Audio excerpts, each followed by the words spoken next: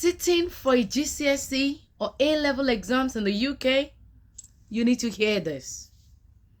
I am going to quickly share with you the 5 most effective revision strategies that I've used in the last 15 years as a lecturer, as a teacher, as a tutor, and as a GCSE examiner. I am Dr. Adefunke Osage, the founder of RDV Tutors. Now let's quickly deep dive. 1. Set a clear goal. Identify topics or subjects that you want to revise within a specific period of time or within a time frame. For instance, students in England will sit 3 math exams: Maths Paper 1, Maths Paper 2, and Maths Paper 3.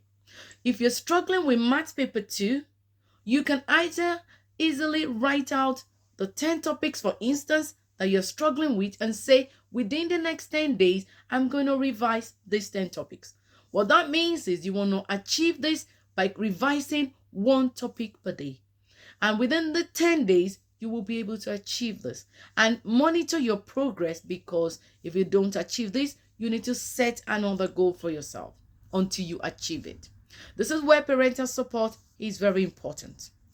2, you create a study schedule.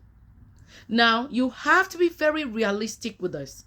You have extracurricular activities, you go to school, you have family outings, you have other commitments.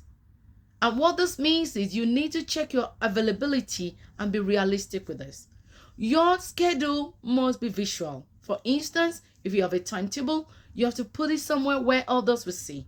And what this means is when you're not doing what you should do at the right time, you have someone else to nudge you and say, you should be revising maths now. You should be revising history now. What topic are you revising now? This is not in the schedule. So you know what you're doing and you are able to achieve this. Number 3, active learning.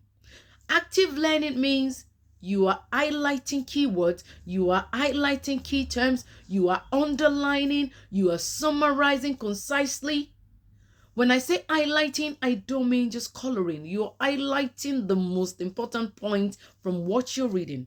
And you can make it very engaging. You can use multimedia resources, or you can use multiple resources. You can use online videos, you can use online tutorials, you can use flashcards, you can make mind maps, and constantly making sure you're testing yourself along the line. And one of the things I've done, even as a young child, was when I wake up in the morning, I write down things I've read the previous day without opening any resources. So that's very important, that you're not just doing active learning, but you're also testing yourself. But testing is not limited to that. Number 4, a lot of my students know me with this. I am a very big fan of exam question papers. Past question papers, exam style question papers, you have to constantly use this. Why? You want to understand the exam format. You want to familiarize yourself with the way your questions are going to be set. You also testing and self-assessing to identify the gaps in your learning. You can buy this, or you can use online resources. You can print them offline and complete this. But what I'm going to say is you need at least 2 past question papers per week in order for this to be effective. Number 5, group study.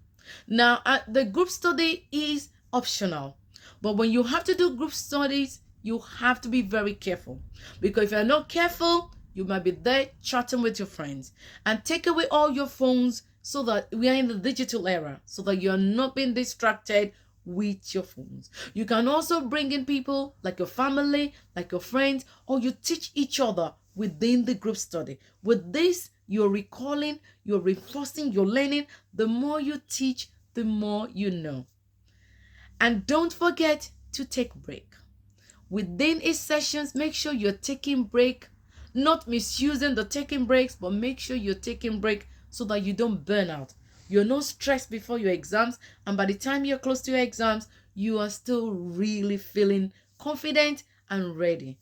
And parents, please support your children, and good luck.